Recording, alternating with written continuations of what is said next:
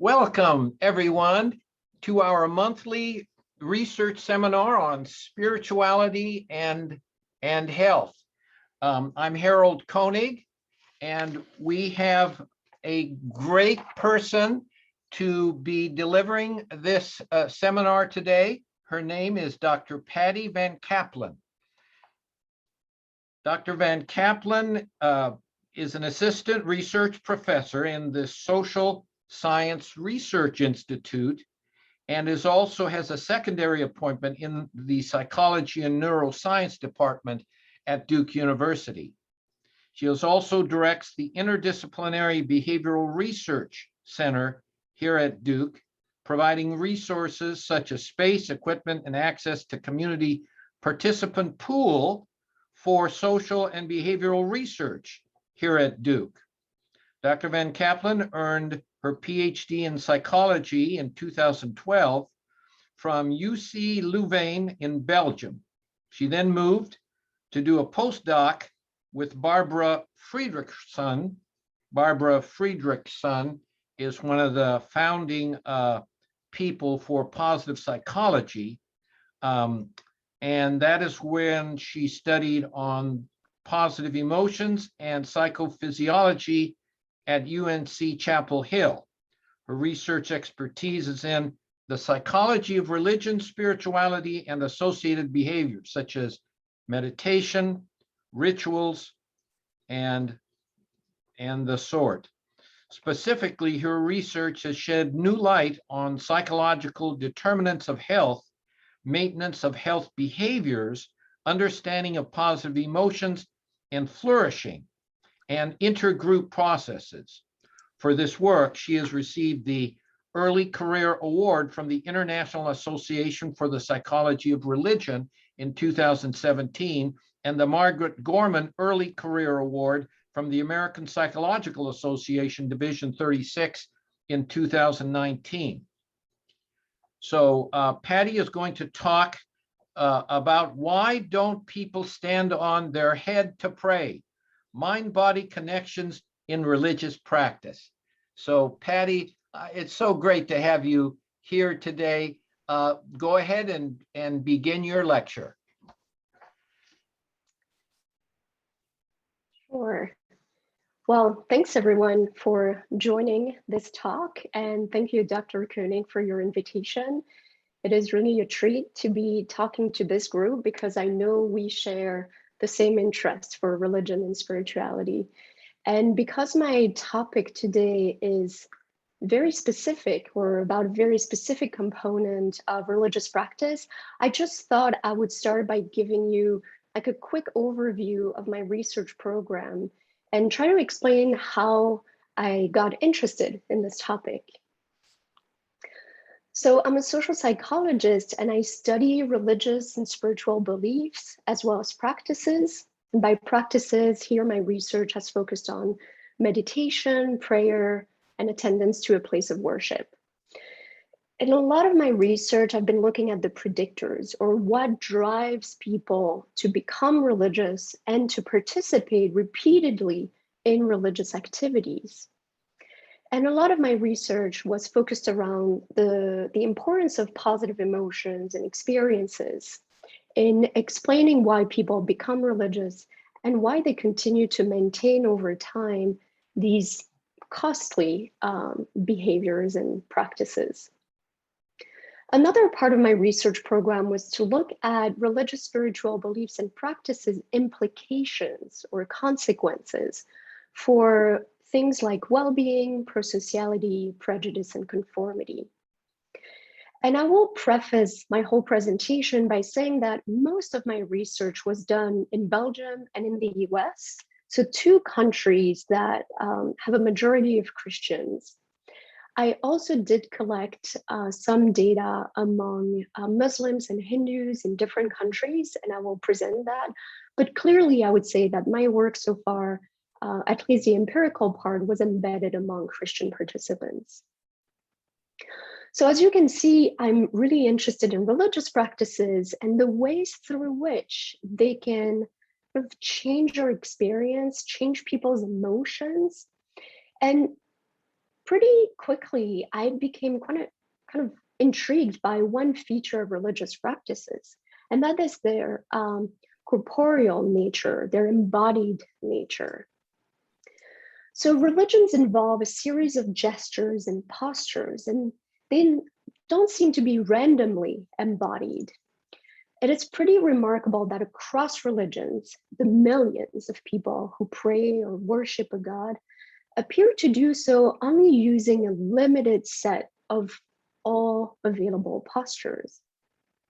So I realized that body postures appear to be ubiquitous in the practice of religions. They're highly prevalent. They're sometimes adopted multiple times a day. And they're not random. Most people don't stand on their head to pray.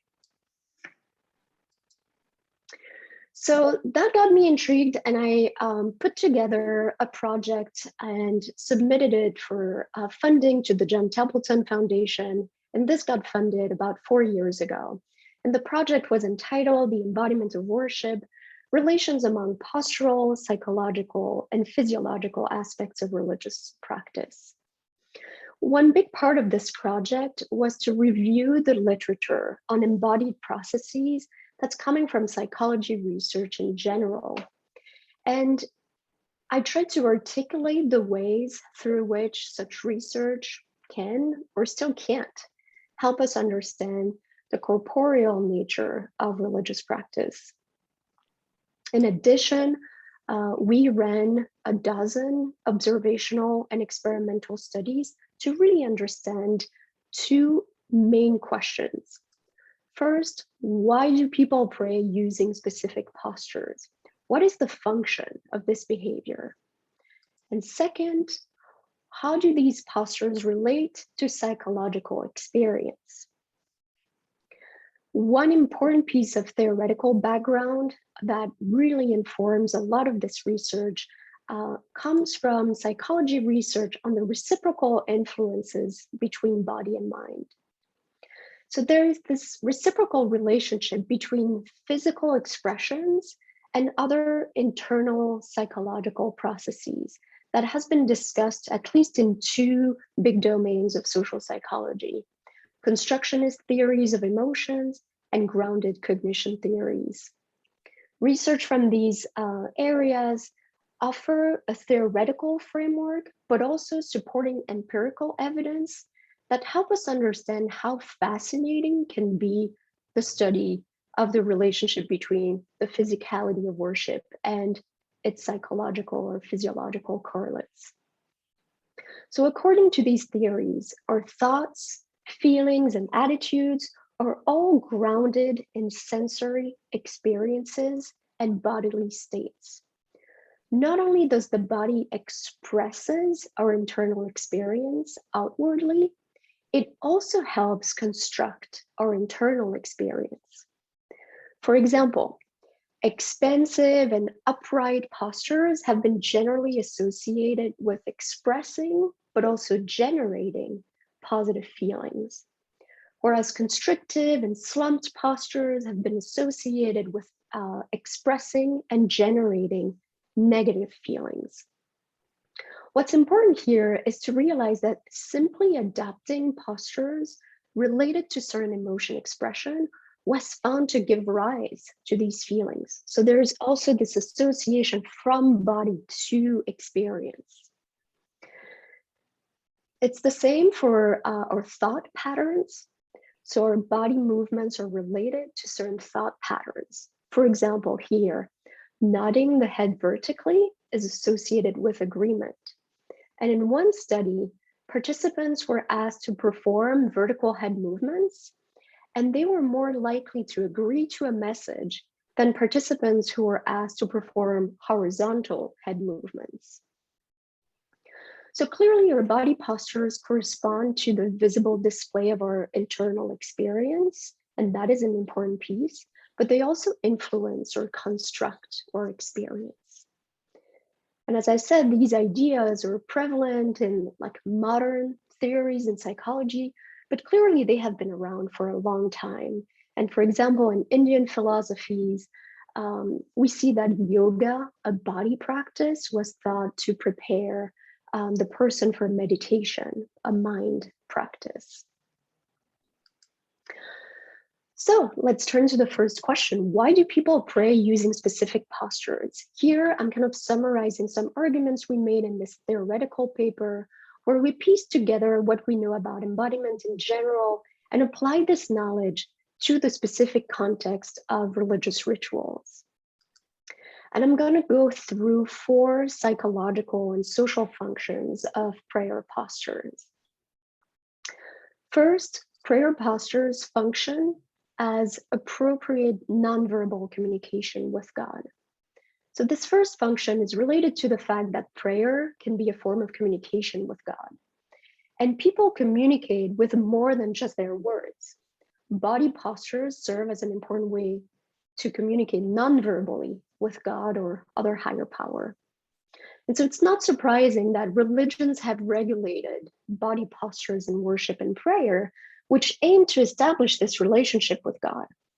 So in the absence of spoken words, postures are the only thing that can visibly demonstrate one's attitude toward God. A second function of prayer postures is to create social bonds and foster group identity. Because people often pray or worship with others.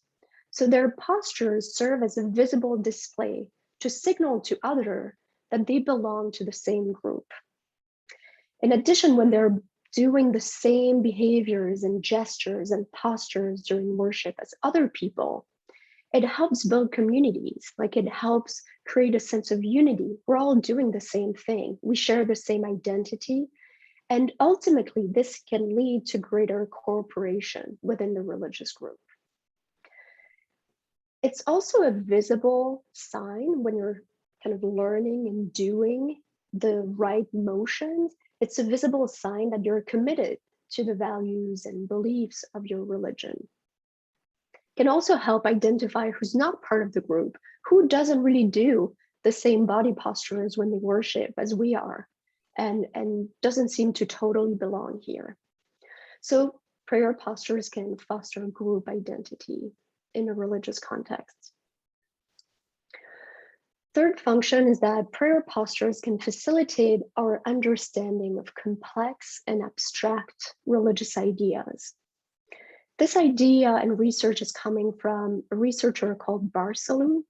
He emphasized the cognitive function of embodiment in religious rituals, showing that they support the assimilation of religious knowledge. So movements and postures during rituals help people understand abstract religious ideas by making them more concrete. And in addition, doing actions can also help people memorize what is being said. When you try to memorize something and it's not just listening, but you're also doing, it really helps you kind of solidify this knowledge in your head. So for example, kneeling could facilitate the memory of the importance of humility. But doing a ritual helps people understand and remember abstract notions. Another function is to promote valued emotions and thought patterns, as well as to create meaningful physiological changes within the person. So as I said, research in embodied cognition suggests that our feelings and thoughts are not only expressed in the body, but in return, the body also influences our feelings and thoughts.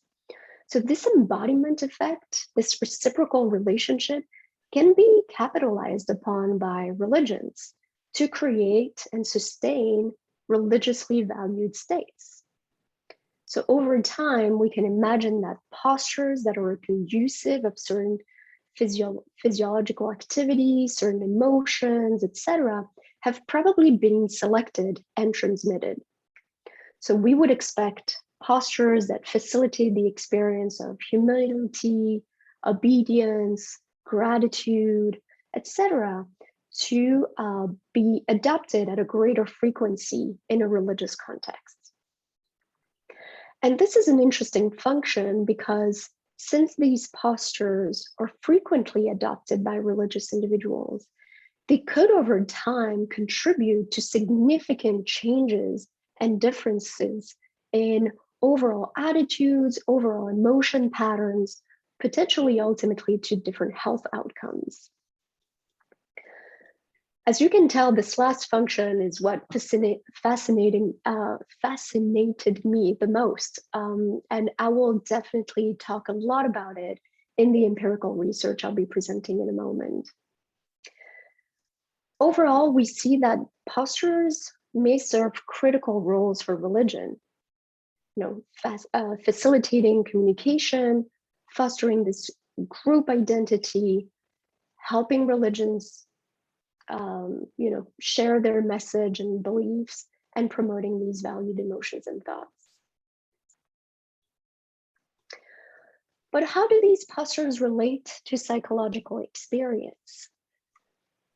Let's look more specifically at this association from posture to emotions, thoughts, and attitudes.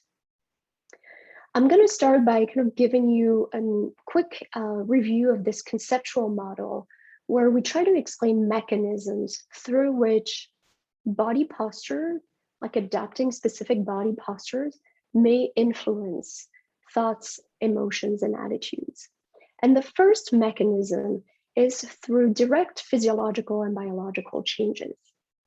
So it involves the direct effect of the body. When we change our body posture, we also kind of influence our physiological and neurological processes, and those may in turn influence our thoughts and feelings.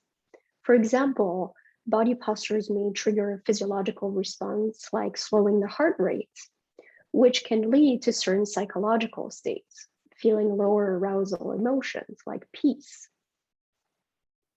There is another mechanism, and it's not mutually exclusive with the first one.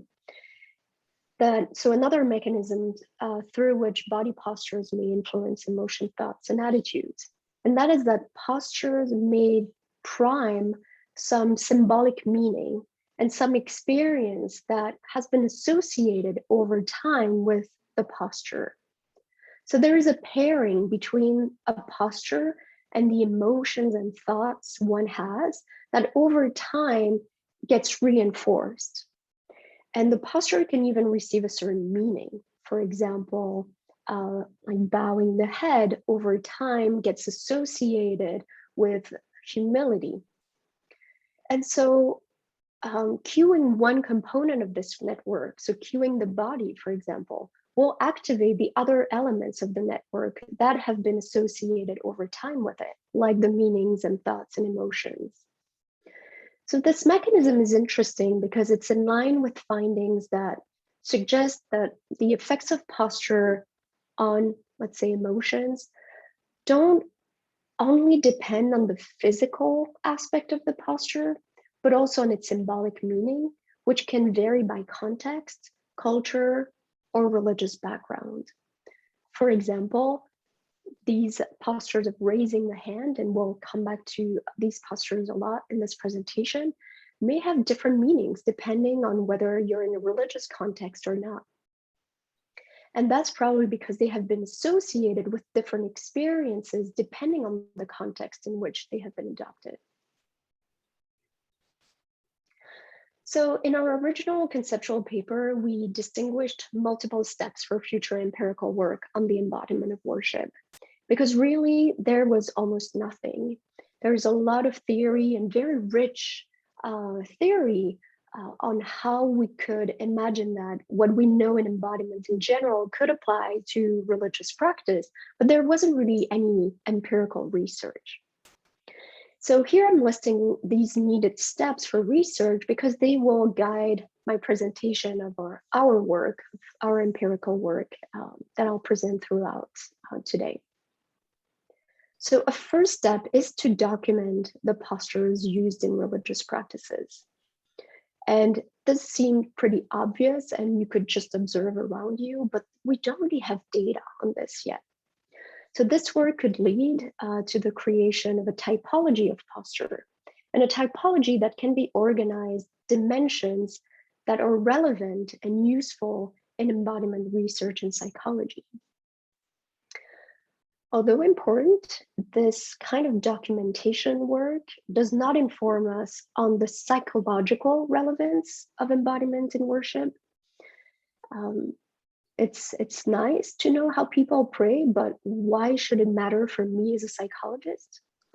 A second step is therefore to study whether adopting specific postures during religious practices is at all related to the religious experience derived from the practice.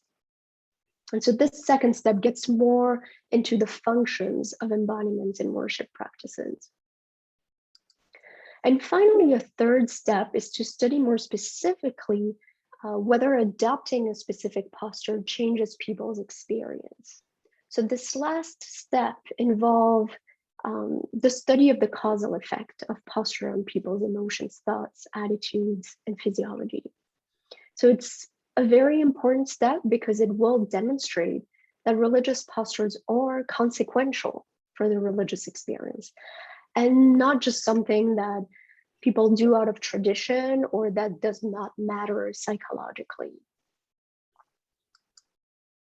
So in the rest of this presentation, I'll go through a selection of studies and a selection of results from those studies. But I also, every time, can reference the full paper when it's already available. And some of those studies are still being written up as we speak. So studies 1 and 2 will provide some information about how people express in their full body different prayer contents. Study 2 will be looking at the association between postures and experience during a Christian Sunday service. And study 3 will be looking at these associations across religions to try to see if we find the same beyond the context of Christianity. And then finally, studies 4 and 5 will be looking at this causality, so trying to see if adopting a specific posture can change people's emotions and physiology. So I keep talking about experience, and I want to clarify that today the results I'll be talking about are how are postures associated with emotions? And here I'm looking at 3 important facets of emotions: valence. Is it a positive or negative emotion? Arousal, are you excited or kind of peaceful? And dominance, is this like a more dominant or a more submissive kind of emotion? And then I'll be looking at prayer content. So here you can think about typical prayer orientations like confession and thanksgiving. Do we see specific association with particular postures and those experiences? So study 1, how are religious experiences represented in the full body? In this study, we asked about 100 community participants with knowledge of Christianity, and they were all coming from this area. Well, I'm in North Carolina, Durham. And we wanted to see how they would represent in the full body different prayer orientations and whether there might be some systematic variations. We gave participants this little mannequin here, and we asked them to assume that this mannequin here was religious, and to show us what posture would the mannequin assume to represent worship, praise, and thanksgiving, so more positively valenced prayer orientations. Prayer, confession, and repentance, so more self-reflective or sometimes more difficult prayer orientations. We also asked them to position the mannequin and show us how they would express in the full body a few benchmark emotions or comparison emotions of positive and negative valence, so joy and sadness, and of high and low dominance and submission. Here is some, examples of participants' data. What we did is that we took a picture of the mannequin once it was positioned. And while using this mannequin, instead of asking people to just do it themselves, this mannequin really gave us the opportunity to have very standardized data. So we can We can control basically for the size of the mannequin, body shape, etc., because it's always the same. And it also helps us control for confounding variables like physical restrictions that participants may have, or self-presentation concerns like, oh, I don't want to look too ridiculous in front of this experimenter. So it helps us collect a lot of full body postures. With these pictures, we did a few things. We looked at the size of the posture, so how tall it is, how expansive it is, and how much overall space it takes. And then we also had independent coders code for head and body positions. We had more measures that are part of the paper, but here I'm focusing on a few of those. So let's look at some results here. What we see here is the proportion of postures that were kneeling, sitting, or lying prostrate, so really low on the ground. And we see that prayer, repentance, and confession are much more often represented low on the ground than worship, praise, and thanksgiving. Similarly, we see that bowing is a more frequent feature of postures of prayer, repentance, and confession than it is of praise, thanksgiving. And worship still has quite a few bowing postures, we'll notice. Here, we're looking at head position, and we see that, again, prayer, repentance, confession are way more often looking downward, whereas praise, thanksgiving, and worship are much more often looking upward.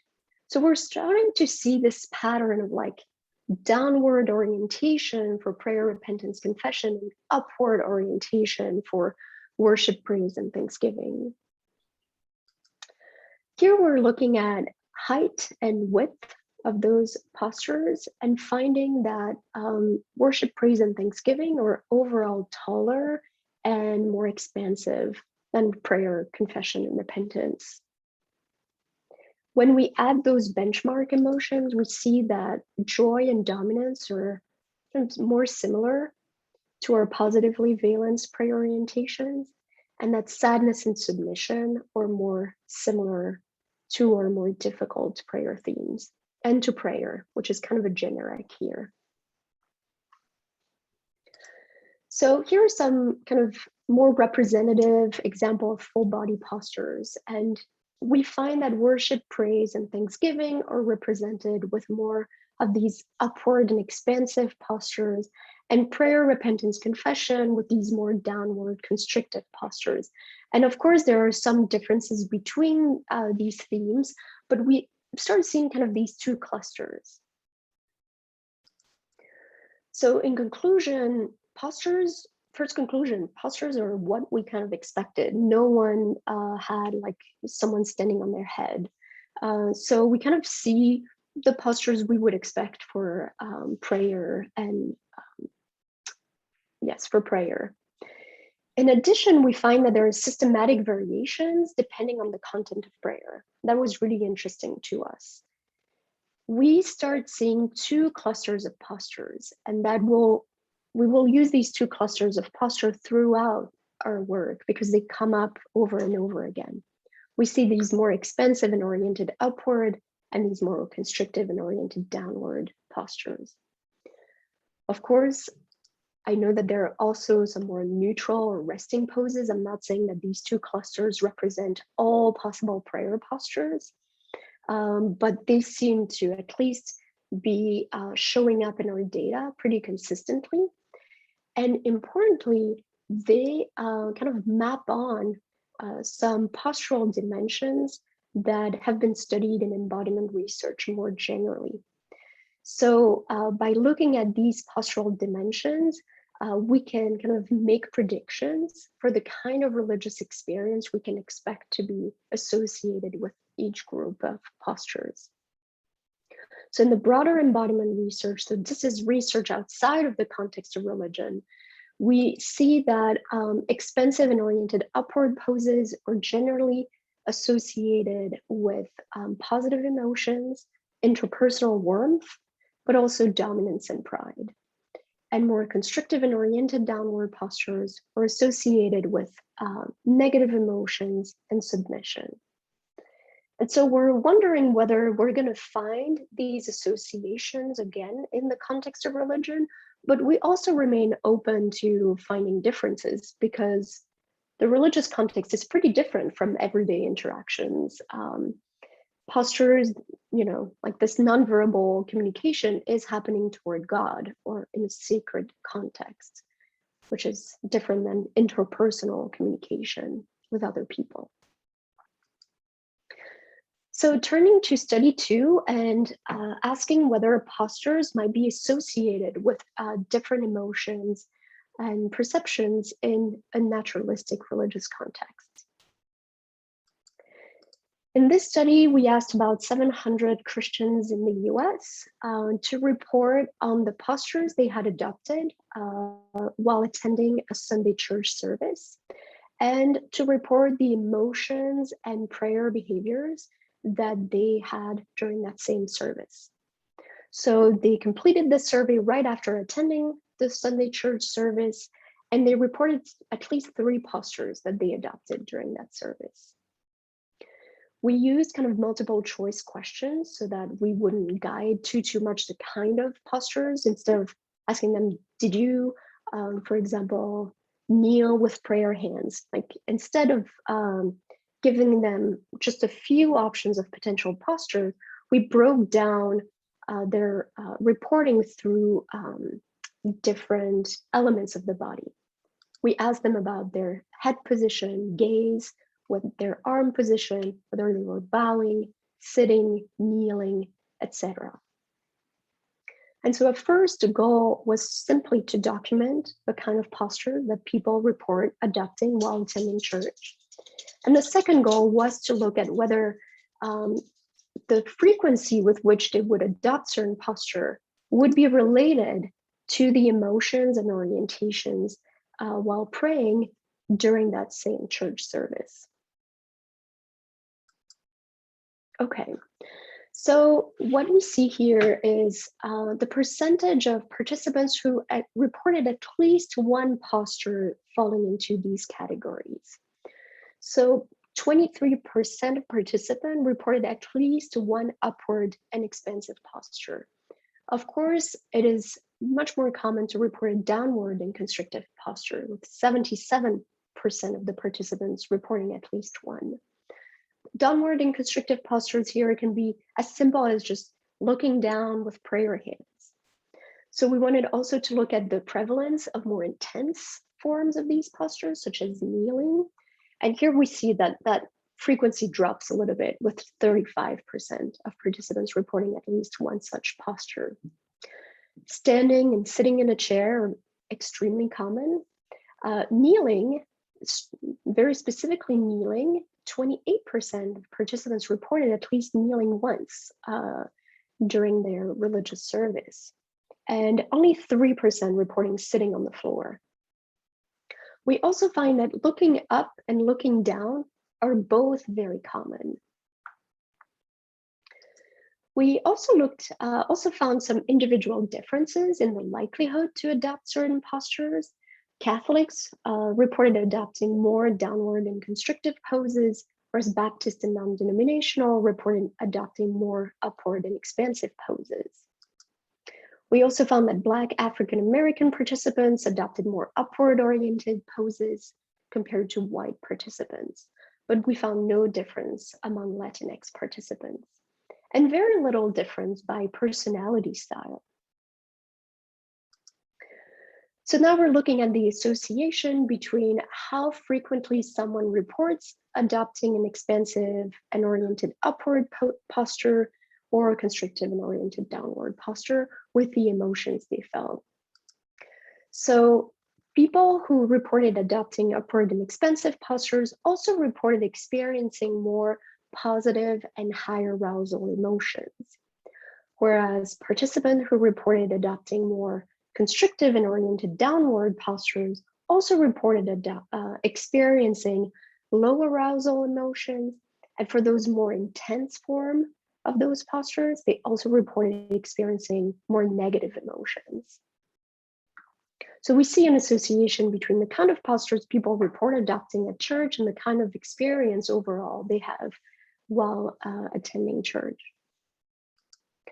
Here we looked at the kind of prayer orientations they reported having during the service, and find that expansive and oriented upward postures were related to expressing praise, especially, whereas constrictive and oriented downward postures were related to expressing confession. However, there was no association with thanksgiving nor repentance. And overall, I have to say that these associations were pretty small. So we find these interesting associations, and they seem to kind of map on what we would have expected from knowing the results of embodiment research outside of religion. But next, we wanted to see if those associations would replicate among participants who are not Christians. So we used a slightly different method here.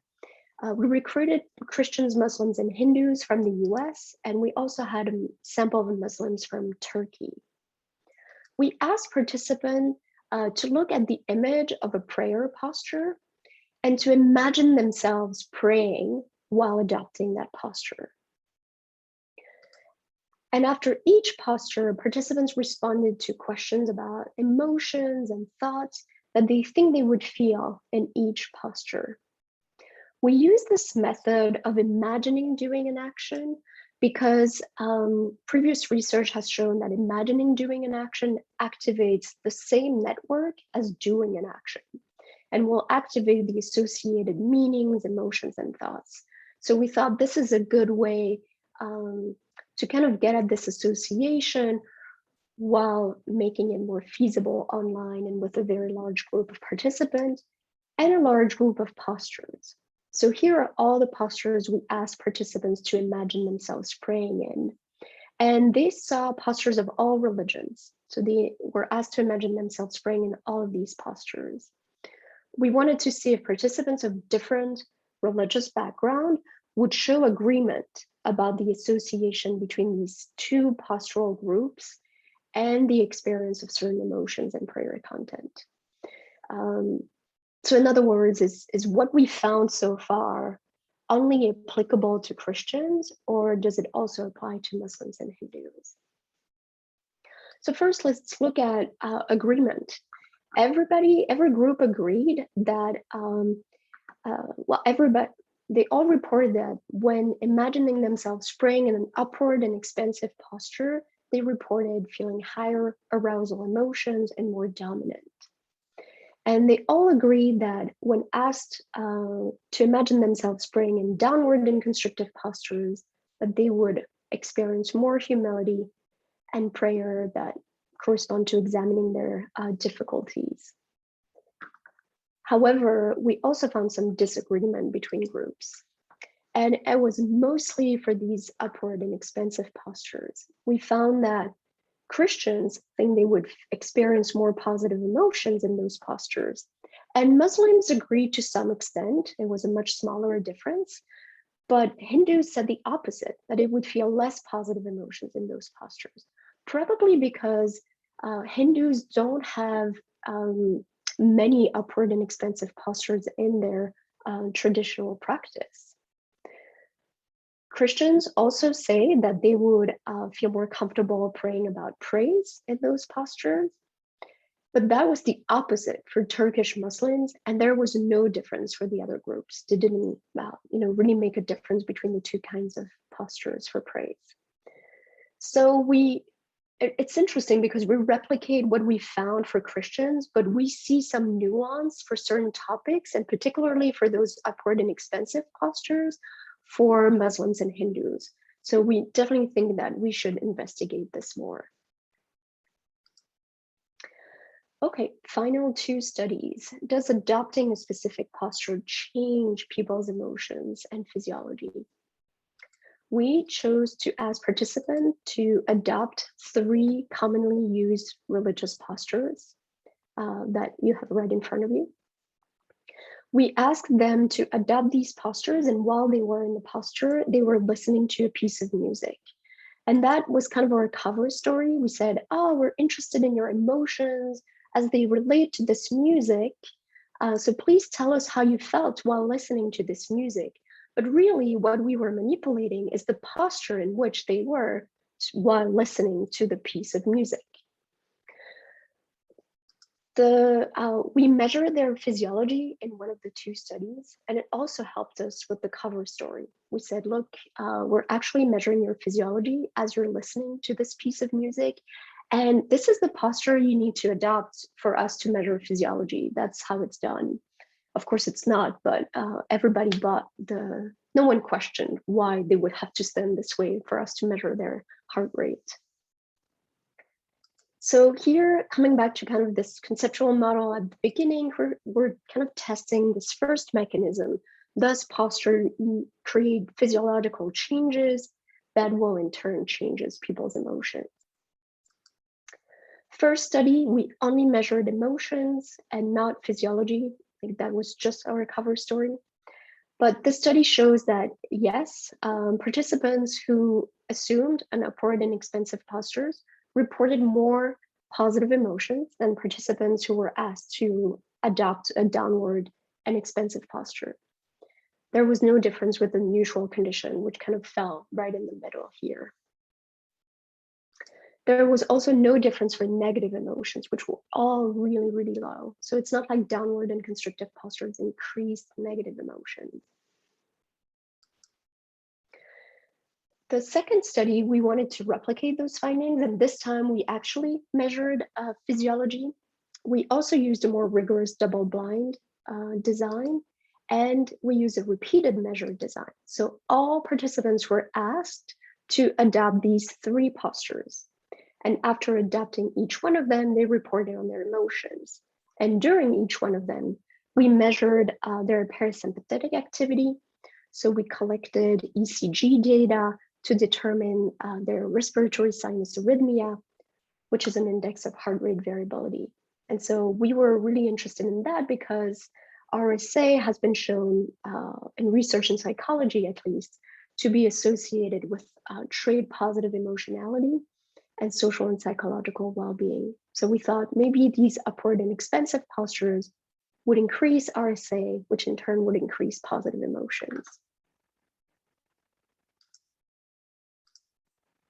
Okay, so we did not find any difference on people's explicit report of emotions, but we also measured their emotions more implicitly. And here we found what we expected, that when participants were in the upward and expansive posture, they experienced more positive emotions than when the same participants were in the downward and constrictive posture or the neutral posture. Again, no difference for negative emotions. And we found the same pattern for RSA. However, we did not find any evidence for mediation. So although the upward and expansive posture increased RSA, this increase in RSA did not explain the increase in implicit positive emotion. So we find some evidence that posture creates physiological changes, but of course that's not really a surprise. And some evidence that it changes people's emotions, but not that the two are connected. Okay, so let me quickly summarize kind of the most robust findings we have so far. For step one, documenting prayer postures, we find that there are two postural dimensions that are particularly interesting: expansiveness, constrictiveness, and upward downward orientation. We find that upward and expansive postures seem to be associated with praise and positive emotions and higher arousal, probably more specifically among Christians, and that downward and constrictive postures are associated with prayers of confession, somewhat negative emotions, and low arousal. And we also found that upward and expansive postures increase positive emotions compared to downward and constrictive postures. So in conclusion, we can say that the choice of prayer posture may not be arbitrary or just following customs.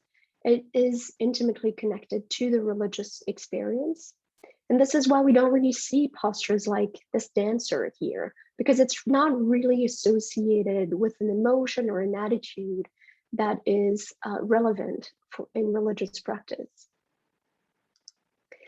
And then we also found like a causal effect from posture to experience. So the effects of religious participation could also go through the embodiment of religious practices. And I think this work shows a new avenue through which religion impacts people's lives beyond beliefs, or not just about what's in your mind. So it kind of changes the locus of religion's effects from the mind to the entire body. I find this particularly interesting because if people adopt certain postures on a daily basis and it makes them feel a certain way, then we may well over time start seeing that people are set on a trajectory of emotion experiences that are different from people adopting different prayer postures. But and that may have implications ultimately for emotions and for health. But of course, much more work is needed, as always, and this entire area is really wide open for future research. Thank you very much for your attention. If you want to know more about this, you can also find everything on our website or pre-registrations and data set on OSF. Thank you very much. Thank you, Patty. This is a fascinating area of research, and you are definitely getting into it.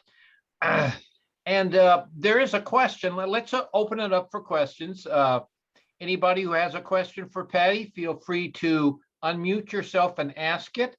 The first question actually comes from Harvey Cohen, and he was asking Patty about how you were measuring the implicit versus the explicit emotions. How do you do that? Yeah, sure. It's true I didn't get into any details here. We used a measure that has been published called the implicit positive and negative affect test. And what people have to do is they see a series of words from an artificial language, for example, SAFME. And they are asked to rate how well each artificial word fits with each emotion. So how does SAFME fits with gratitude, helpless, pride, joy, etc.?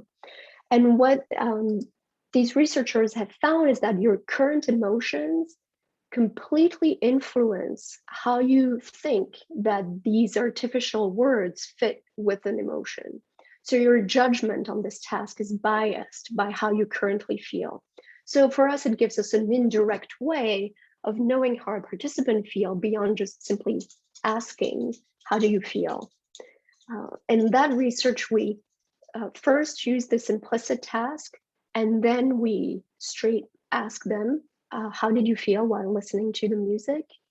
And I think we don't find results for explicit emotions because maybe it was a bit too much to ask participants to have such a big change from one posture to the next. So again, everyone did all three poses. And so I don't think that their emotions changed enough to warrant a full point change on the scale of like, do I feel joy? Oh, 1 full point more when I'm in this posture. That's my hypothesis for now. But yeah, it's a cool implicit way of measuring emotions. Can I have one quick follow-up question? Have you measured these kind of associations in people who are avowed non-religious at all? And do you think they would hold up? That last study, we actually didn't specify any religious context.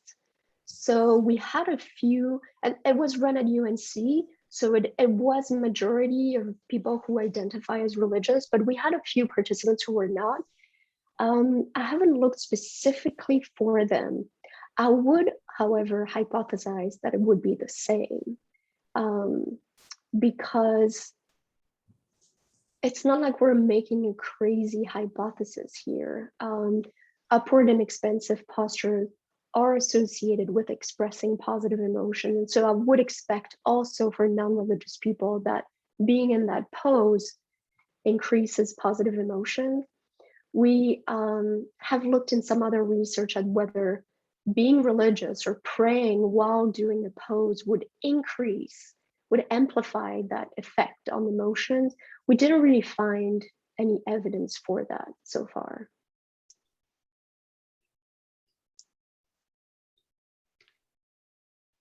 So Patty, did you find any relationship with emotions when people were sitting or when people were kneeling?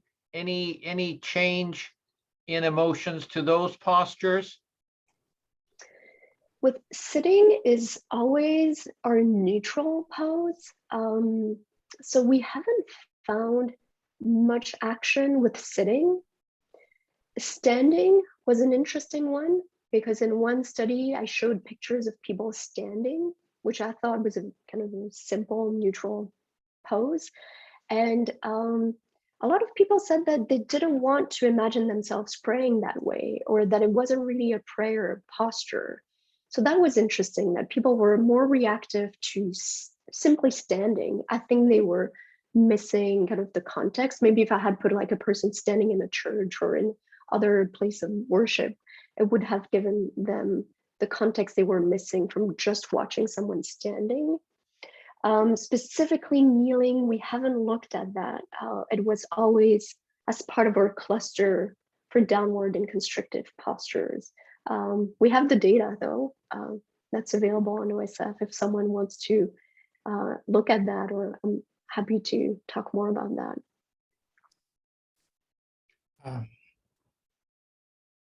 Go ahead. Yeah. I have a question. I'm wondering if the culture and posture affected each other. For example, in Vietnam, when we're in the church, we normally cross our arms in front of our chest. It's very normal in Vietnam, but could be rude or could be proud in North America for culture here. So I'm thinking the culture affect the religion in the posture, or reverse, or both are affecting each other. Yeah, I totally agree. We were trying to capture some of that by looking at different religious groups, but also in different countries. So also in countries where that religious group is the majority. That's why we went to Turkey to get a sample of Muslims in Turkey, where they are the majority. And we also got a samples of Hindus in southern India, which I didn't present today. And it's also to get at that, because it's not just a matter of like what religious group do you belong to, but also what is like the specific culture in which you are. And I think this can be like at the very macro level, but also at the very micro level between denominations. Like there are certain denominations that even within Christianity, where these more upward and expensive poses are not seen as very as okay to adopt. And so I think that makes it really interesting to study the meanings people associate with postures. So they probably have associated over time a certain meaning and a certain experience with a physical pose. And that gets reactivated when they're doing their practice over time. We really try to, we have a few other studies where we ask people, what is the meaning of this posture? And we're trying to see if there is agreement between religious groups and between cultures. But we are at the data analysis stage, so I can't share those results just yet. Good.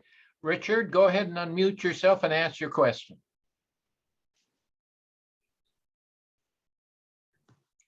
Hi, thank you very much, Patty. It's actually, I see Min-Min's asking more or less the same, Min-Min Tan's asking pretty much the same question about the way Muslims pray, where there's a kind of formal arrangement that you begin and you go through a process through the whole prayer. So effectively, there's a kind of physicality control on the whole of the prayer process rather than a kind of individual choice and response, as might happen in more, in perhaps where you are in your Christian, in whatever like that. I was wondering how you might use that as a kind of research vehicle into the religious experience that people were actually having. Yeah, no, it is.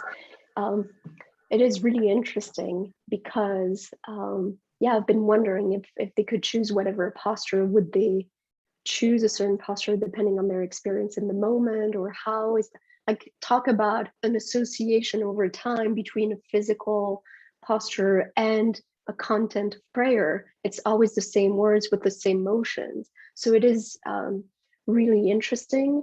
And we haven't, I wish we would have done more on that topic because we haven't really investigated that. We mostly wanted to see, well, what are the associations? And it was easier for us to go to a sample of people who might be more free to choose whatever posture they wanted to pray in. So even like, for example, compared to Catholics, where there's more of a sequence of what you're supposed to do, it gave us a little bit less freedom to see what would people spontaneously do, like give us some kind of open context to look at these associations before we look at those associations in a more rigid context. So, yeah. Good, very good. Amy, you're next. Sure, thank you for this presentation. It's wonderful. I and several people have questions about, for people with physical limitations, did you have anyone involved? And you talked about it a little bit when you were talking about having people imagine being in the posture. So I'm just curious if you had any information, you could go a little bit deeper into how people with disabilities or limitations experienced what you were, your studies. Interesting. In the studies where we manipulate postures, it is unfortunately an exclusion criteria. So we ask participants who would have physical limitations to not come because they wouldn't be able to follow our protocol very strictly. Okay.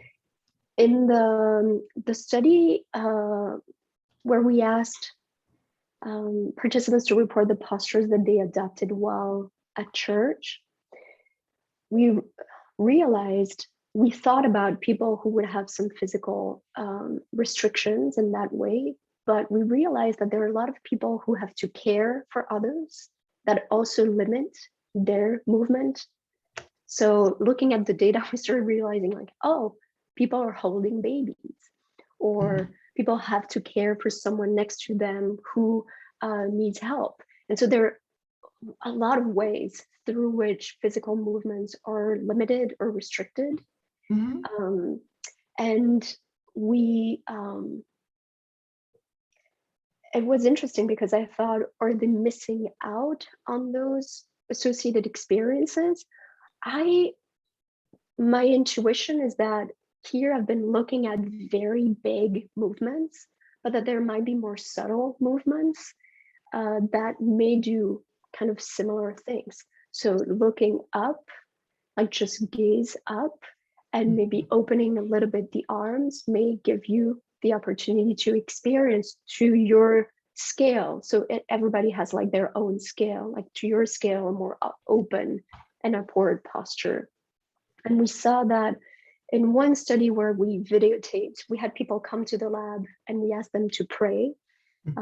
We kind of made a little prayer room in the lab, and we videotaped them. They didn't know they were videotaped, but later gave their consent for us to use the video. And we saw that we had to adjust our coding scheme a lot because people have these more subtle movements, and it's almost like you have to account for whatever is their go-to posture, and then we see some variation around this go-to posture or their more frequent posture. Okay, thank you. I just think that's really fascinating for those of us who work with people with disabilities or maybe dementia, or perhaps where language is not used, these body postures become even more. So that's really fascinating. Thank you very much. Thank you. Patty, there's a question where we're getting down now in our time here, but there is a question from Terry Wolfer. I wonder whether movement in worship has different or more powerful effects than static postures. It looks like you were comparing static postures rather than the actual movement. Any thoughts about that? Yeah, I think it would be great to look at movement. And that's what we were trying a bit to do with that study where we videotaped people so we could get at the entire sequence of their prayer movement. I do think that it's almost like a different beast, to be honest, because you have to know what are they moving from, and like in terms of body positions, and what are they moving toward. So from sitting to standing, like that clearly has important physiological consequences. So yeah, I think it would be super fascinating. It is true that I focused on static postures, again, kind of for methodological reasons, to have more control. Like this is exactly what we study. And but we could have looked at sitting to standing or standing to kneeling. It's also important to think about the positions in which participants will respond to our surveys. So I've been like really mindful when I do these studies to have people kind of remain in a similar position, because if we think that posture influences how we feel, and we have everybody do like their questionnaire on a little iPad, that's not like, of course, like that doesn't work.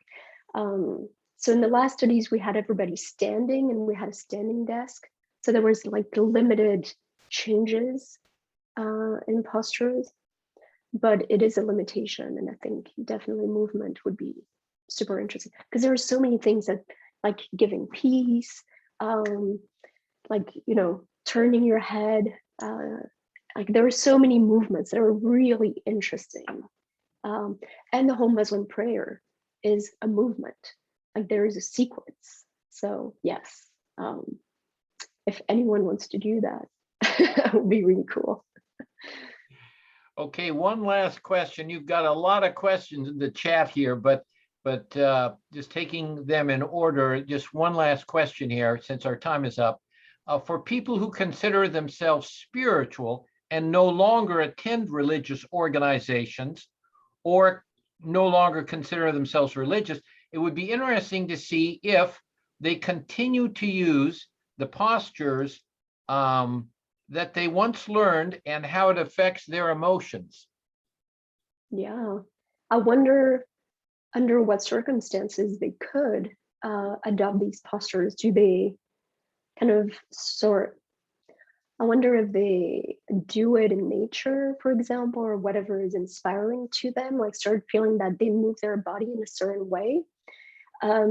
This is also very intriguing to me, because there is, especially in Europe, this movement toward a more disembodied religion. When you ask people, they say, oh no, I'm not religious. Like they really don't want to say that they identify as religious. But then you continue asking, they're like, oh yes, I believe in God, but I never go to a place of worship. So, or I never pray. So it seems like they continue to hold on, at least some of them continue to hold on to certain kind of beliefs. I still think that there is more to this life than what's just around me, or that there is still like a higher power of some sort, but they don't pray or they don't go to a place of worship. And so they're like missing out on this more embodied aspect. So that has been an intriguing thought for me. And I'm wondering, because we've been saying, like, if you're missing out on religious practice, do you still get the health benefits of religion that we keep seeing in research? And I'm wondering if potentially one important mechanism, if there are reduced health benefits, is because of the body movements. Of course, the community and social support, but also maybe simply opportunities to position your body in a certain way.